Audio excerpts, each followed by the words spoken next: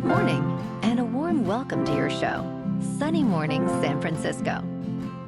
I'm your host, Melissa, and it's Friday, September 26th. You'll be interested to know, 120 years ago, today in 1905, Albert Einstein published his third Annus Mirabilis paper, introducing the special theory of relativity, a revolutionary discovery that transformed our understanding of space, time, and the relationship between energy and matter, celebrating human intellect and scientific progress.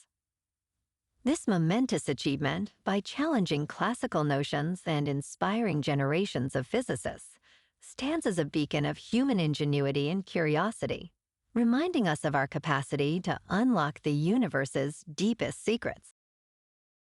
So now you know. And now, it's time for the Surf Report. Friday at Ocean Beach. This morning it's looking clean with waves around 4 to 6 plus feet. Conditions stay clean until about noon when they shift to fair as the wind picks up slightly. Expect the wind to remain onshore and increase to 11 miles per hour by late afternoon, creating choppy conditions. Best time to ride is at 8 a.m. with a 3-foot low tide when the west-northwest swell is 6 feet at 10 seconds and the sideshore wind is 1 mile per hour. The first low tide on Friday will be 3 feet at 8 a.m., followed by a 5.5-foot high tide just before 2:30. The nearshore buoy in San Francisco Bar reads 63 degrees for the water temperature. Conditions start off choppy with waves at 4 to 6 feet on Saturday, as winds shift to southwest around 10 to 17 miles per hour. Sunday maintains similar size at 5 to 7 feet, but remains choppy with southwest winds, offering steady conditions throughout the day. By Monday, the surf decreases slightly to 3 to 5 feet, with fair conditions early but becoming choppy later. This morning, it's sunny and it feels like 62 degrees with 6-mile-per-hour wind. The sunset will take place at 7, and it will rise again tomorrow at 7:02. Looking ahead in the weather. Saturday will be mostly sunny with highs near 63 and a southwest wind near 10 to 16 miles per hour, gusting as high as 21. Clouds increase late Saturday night into Sunday with a chance of rain after 11 p.m. and into Monday and Tuesday, as highs stay near 64 and lows hover around 59 to 60. Bonjour, food enthusiasts. This podcast is brought to you by Versailles Cafe and Pastries in Encinitas. Nestled on El Camino Real South, just north of Encinitas Boulevard, this cafe is a haven for culinary delights. Indulge in their amazing Eggs Benedict or their gluten-free crepes. You can grab a panini for lunch or just breeze on through to get your morning coffee. They are open every day from 8 to 5. So stop on by and don't forget to tell them Sunny Morning sent you. In local news, millions of Californians will receive automatic refunds of more than $50 on their October electric bills, thanks to the state's climate credit program. This program, funded by California's cap-and-trade system, generates billions by making large polluters pay for emissions allowances. With Governor Gavin Newsom extending the program through 2045, the total payments for October will exceed $700 million for residential electricity customers. Customers can find their credit labeled as Cal Climate Credit on their bills, with amounts varying by utility company. If the credited amount does not appear, it is advisable to contact the utility provider.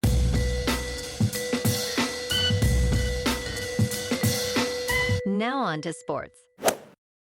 At 12:01 a.m. on July 1st, Cal Raleigh had 33 home runs, 71 runs batted in, a 1.036 on base plus slugging, and played for a team 4 games over 500, while Aaron Judge had 30 home runs and 67 runs batted in with a 1.175 on base plus slugging, playing for a team 12 games over 500.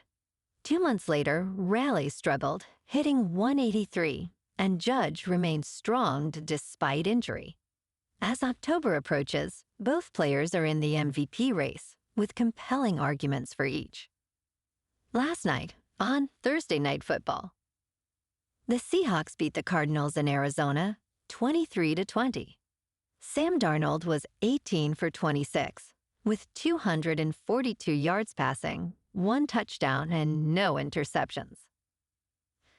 Kyler Murray was 27 for 41, with 200 yards passing, 2 touchdowns, and 2 interceptions. The Hawks are now 3-1, and the Cardinals fall to 2-2. And on Sunday Night Football this week, we got the 2-1 Packers in Dallas to face the 1-2 Cowboys. Packers are favored by 6.5, with the over-under set at 47.5. Kickoff is at 8:20 Eastern on NBC. In college football tonight, number 8 Florida State is visiting unranked Virginia.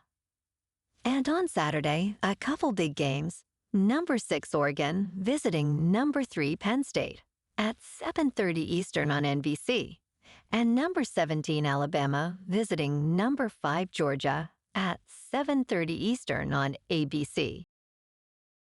In local sports, the Giants were off last night, but tonight they are back in action at Oracle Park in San Francisco for Game 1 of a 3-game series against the Rockies. Justin Verlander, with a 3-11 record and a 3.88 earned run average, faces Kyle Freeland, who is 5-16 with a 5 earned run average. First pitch is at 7:15 with a temperature near 60 degrees and clear skies expected. On to the NFL. This week, we've had our 3-0 Niners at home facing the 2-1 Jaguars. The 49ers are favored by 3.5, with the over-under set at 46.5. Kickoff is at 1:05 on Fox. It looks like Purdy might be back at QB on Sunday. In top news, Gen Z is reviving a boring job that millennials and baby boomers abandoned, and it is helping them land 6-figure careers straight out of college.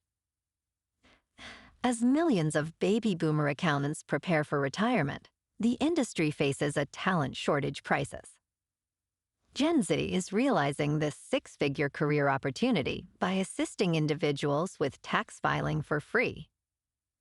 In the past 5 years, approximately 340,000 accountants have quit, with 75% expected to retire soon. Students in volunteer income tax assistance programs helped low-income Americans claim nearly $11 million in refunds last year. With high salaries and high placement rates, Gen Z may shift views on accounting as a viable career path. In business news, President Donald Trump announced a raft of new tariffs late Thursday, including a 100% levy on imported pharmaceuticals, unless their manufacturers are actively building factories in the United States. In social media posts, Trump also introduced new 50% tariffs on kitchen cabinets and bathroom vanities, 30% tariffs on upholstered furniture, and 25% levies on heavy trucks, all effective October 1st. Trump stated that these tariffs aim to protect American businesses from overseas manufacturers flooding the market. He emphasized that it is a very unfair practice, but necessary for national security and the manufacturing process. The tariffs on branded or patented pharmaceuticals will also take effect October 1st. In crypto movement, Bitcoin is down 4% for the week to about $110,000. Ethereum is down 9% to about $3,900. And XRP is down 5% to $2.76. Moving on to a more local vibe. In our community spotlight on health and wellness, we are working with a national Pilates studio to bring you some free classes, So listen up. Check out Club Pilates. With several locations in the San Diego area, Pilates presents a comprehensive wellness approach, cultivating strength, reducing tension, and elevating mental well-being.